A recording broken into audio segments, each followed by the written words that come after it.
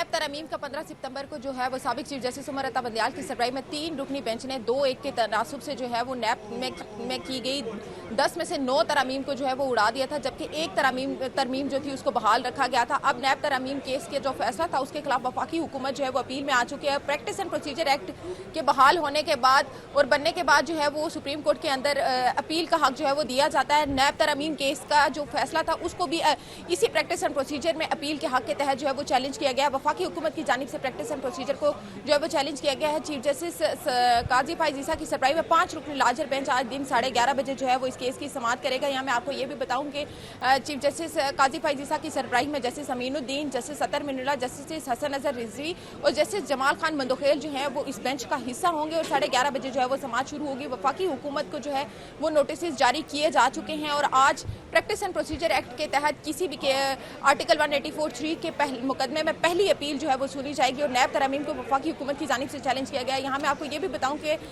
नैब case की मजमूई तौर पर जो है वो 54 समातें हुई थी और उसके बाद बहुत शुक्रिया आसिया कौसर, आप हमें अपडेट कर रही थी।